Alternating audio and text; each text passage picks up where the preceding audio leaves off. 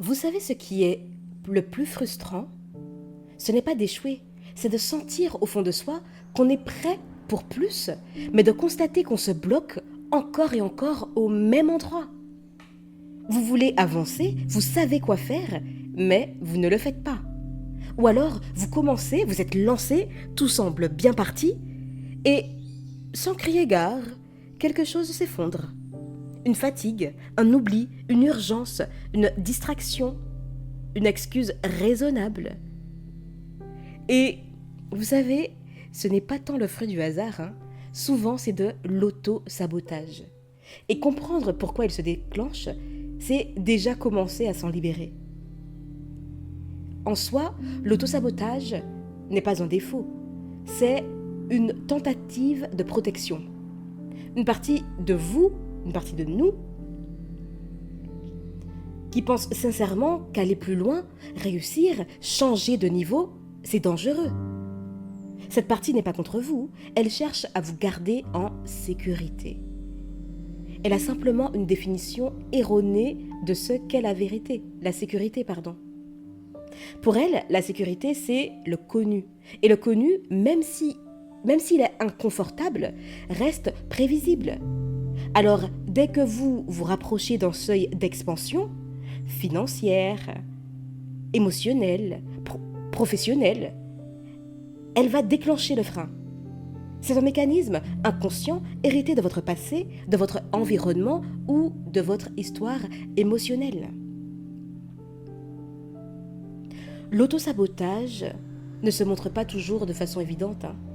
Souvent, il se déguise et prend des formes différentes. Par exemple, la procrastination. Non, non, je ferai ça demain quand je serai prêt, quand je serai prête. Non, non, non, un jour.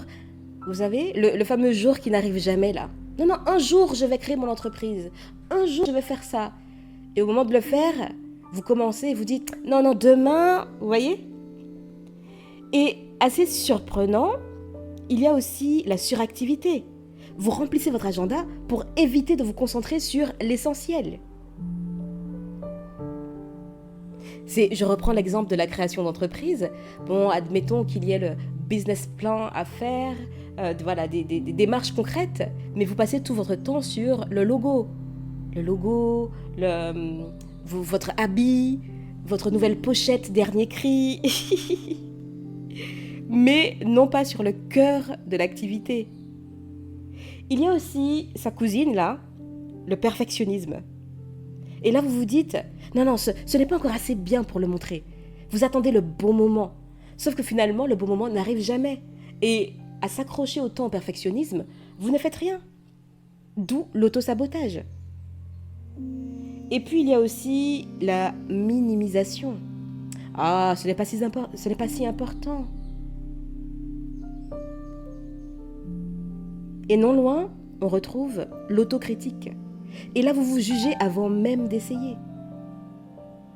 Il y a les oublis, les retards. Souvent inconscients, alors souvent. Oui, parfois inconscients, parce que parfois c'est une question de gestion du temps. Mais finalement, les oublis et les retards récurrents finissent par freiner votre progression. Et chacun de ces comportements est une façon détournée de dire « je veux avancer », mais pas au point de perdre mon équilibre émotionnel.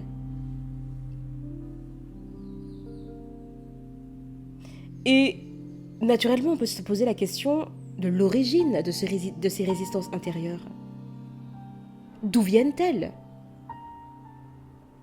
Souvent, ces résistances naissent dans des contextes où réussir signifiait perdre quelque chose.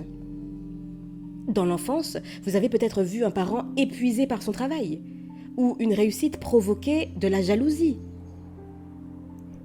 Parce que d'ailleurs, je pense que c'est la jalousie provoquée par la réussite, réelle ou perçue, nécessite carrément un podcast à elle seule. Ou peut-être que vous avez vu un changement entraîner des tensions familiales. Et votre inconscient vous a dit alors, si je réussis, je vais être seul. Si j'ai plus, je vais déranger. Je ne veux pas déranger, donc j'aurai moins, je vais rester avec moi. Si je m'élève, je vais perdre l'amour ou la paix. Alors je vais rester plus bas que terre. Et je vais même creuser pour aller au fin fond de la terre. Et il s'est juré, votre inconscient s'est juré de ne jamais laisser ce genre de situation arriver. Et ce serment invisible est ce qu'on appelle une loyauté inconsciente. C'est cette fidélité émotionnelle à une ancienne version de vous-même ou à votre famille qui crée de la résistance. Mes chers amis, nous sommes des êtres de changement. Que nous le voulions ou non, vous n'êtes pas aujourd'hui celui que vous étiez il y a 10 ans, celui ou celle. Vous n'êtes plus celle ou celui que vous étiez il y a une semaine. Et même si les changements ne sont pas visibles, ne serait-ce que le corps change. Et il est sain de suivre et de surfer sur la vague de ces changements.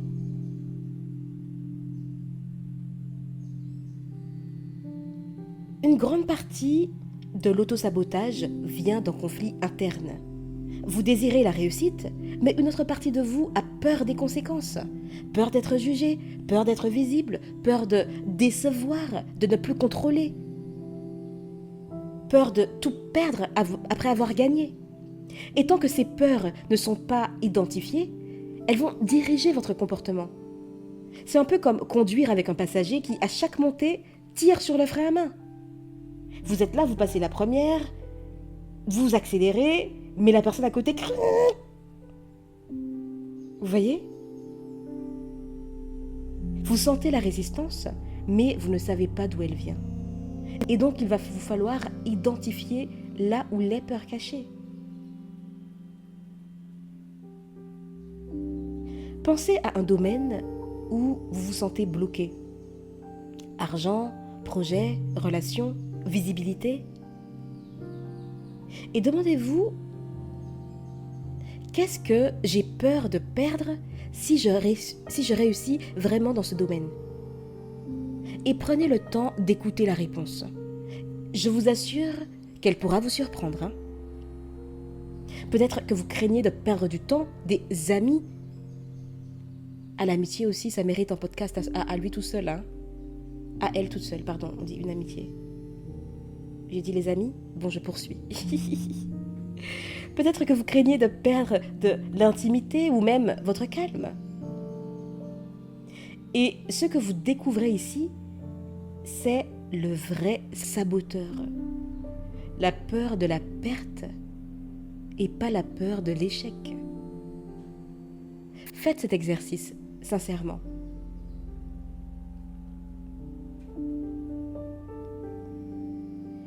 L'autosabotage n'a pas besoin d'être combattu. Il a besoin d'être écouté. Chaque fois que vous repérez une résistance, au lieu de vous juger, dites-vous « Mon système me montre un endroit où il a encore peur, et c'est ici que je peux grandir. » Transformez chaque frein en un signal d'évolution. Si vous procrastinez, demandez-vous « De quoi ai-je peur là ? Qu'est-ce que j'évite ? Qu'est-ce que je repousse ?» Concrètement, réellement, en remettant constamment à plus tard. Si vous doutez, demandez-vous « Qu'est-ce que je cherche à protéger ?»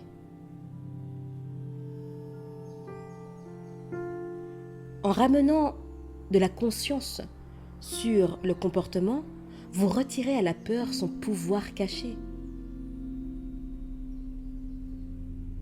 Votre inconscient a besoin de preuves, pas de discours. Alors, au lieu d'attendre de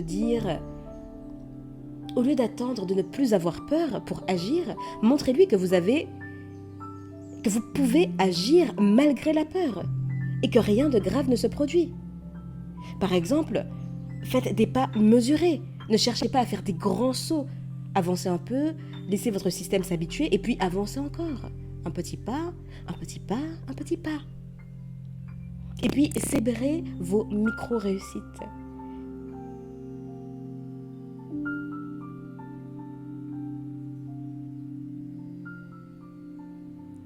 Par exemple, admettons, vous décidez d'augmenter vos tarifs.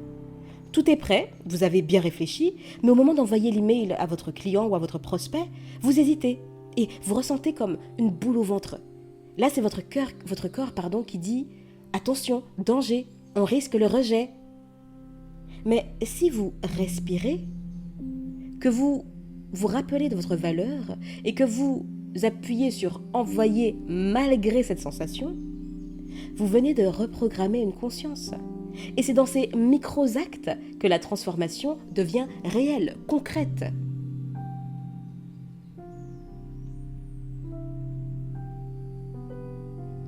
Se libérer de ces peurs demande de la douceur, mais aussi de la responsabilité. Vous ne pouvez pas attendre que vos peurs disparaissent d'elles-mêmes pour avancer. Vous devez avancer avec elles. L'autosabotage cesse le jour où vous arrêtez de vivre, quand vous arrêtez de vivre l'autosabotage comme une ennemie et que vous commencez à le voir comme un dialogue intérieur à pacifier. Parce que la réussite n'est pas une conquête extérieure, c'est un processus intérieur de réconciliation entre vos parts blessées, prudentes et ambitieuses. Cher ami, je vous dis à bientôt et d'ici là, imposez-vous.